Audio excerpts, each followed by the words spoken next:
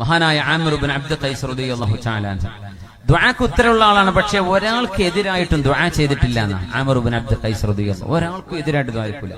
നമ്മൾ പറയില്ലേ നമ്മുടെ ശത്രുക്കളെ നശിപ്പിക്കണേ, ശത്രുക്കളെ ഇസ്ലാമിന്റെ ശത്രുക്കൾക്കെതിരെ നബി തങ്ങൾ ദുആ ചെയ്തിട്ടുണ്ട്. ഇസ്ലാമിനെ നശിപ്പിക്കാൻ വരുന്നവരെ നീ നശിപ്പിക്കണേ, അത് ദുആ എടുക്കാം എന്നല്ലാതെ മുസ്ലിമീങ്ങളായ ആളുകളിലും ഒരുപക്ഷെ സംഘടനാ വൈരാഗ്യങ്ങളൊക്കെ ഇങ്ങോട്ടും ഇങ്ങോട്ടൊക്കെ ഉണ്ടാവുമല്ലോ, സ്വാഭാവികമാണ്. അതിന്റെ പേരിലൊന്നും കേടായിട്ട് ദുആ എടുക്കാൻ പാടില്ലെന്നാണ്.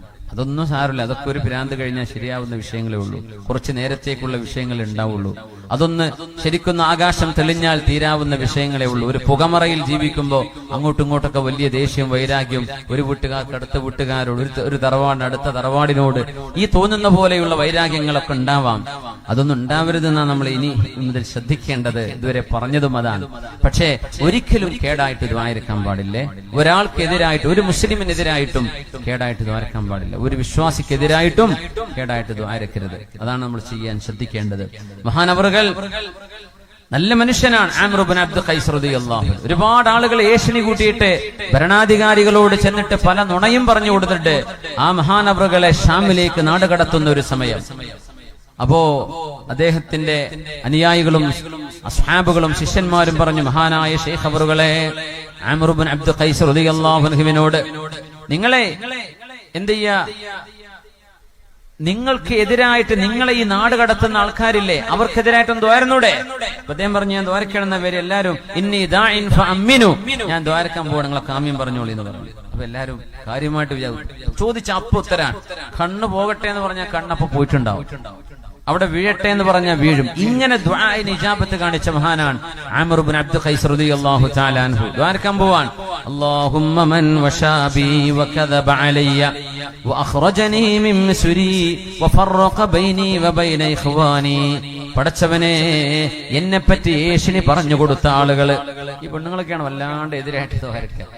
എന്തെങ്കിലുമൊക്കെ കുഴപ്പങ്ങളൊക്കെ ആരെങ്കിലും ചെയ്തിട്ടുണ്ടെങ്കിൽ വല്ലാണ്ട്, ഞാൻ നിസ്കാരപ്പായി നിന്റെ കണ്ണീര് വാർത്ത് ഹറമ് ചെന്നിട്ട് തോർന്നിട്ടുണ്ട് ഓൽക്കെതിരെ എന്നൊക്കെ പറയും. പൊന്നാര പെങ്ങളെ, ഉമ്മ അങ്ങനെ ചെയ്യരുത്. ഒരു മുഅ്മിനായ മനുഷ്യനെതിരെയും ഇത് ചെയ്യരുത്. നമ്മുടെ വിഷയം അള്ളാഹുലേക്ക് വിടുക, പകരം അള്ളാഹു ചോദിച്ചോളൂ. നമുക്ക് ആർക്കെങ്കിലും വല്ലാതെ ബുദ്ധിമുട്ട് ദുൽമ ചെയ്യുന്നുണ്ടെങ്കിൽ നമ്മൾ പറയാൻ പറ്റുന്നത് ഹസ്ബി അല്ലാഹു വനിഅമൽ വകീൽ അലൈഹി.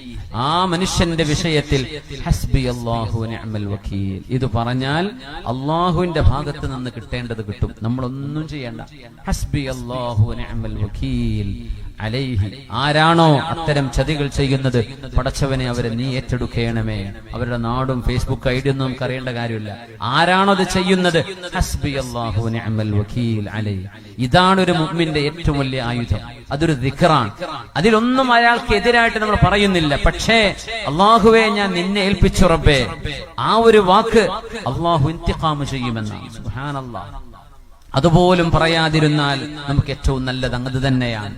മഹാനവറുകൾ ദുആയിരക്കുന്നു, അല്ലാഹുമ്മ മൻ വശാബി, പടച്ചവനെ എന്നെ കൊണ്ട് ഏഷണി പറഞ്ഞവരെ, വകദബ അലയ്യ, എന്നെ പറ്റി നുണ പറഞ്ഞവരെ, വഅഖ്റജനി മിൻ മിസ്രി, എന്റെ മിസ്രിൽ നിന്ന് എന്നെ പുറപ്പെടുവിച്ചവരെ, വഫറഖ ബൈനി വബൈന ഇഖ്വാനി, എന്നെയും എന്റെ സഹോദരങ്ങളെയും വേർപിരിച്ച് എന്നെ ഷാമിലേക്ക് നാടുകടത്താൻ പണിയെടുത്തവരെ ആരൊക്കെയാണോ അവർക്കെല്ലാം ഫഅക്സിർ മാലഹു, അവർക്ക് സമ്പത്ത് ഒരുപാട് കൊടുക്കണേ റബ്ബേ.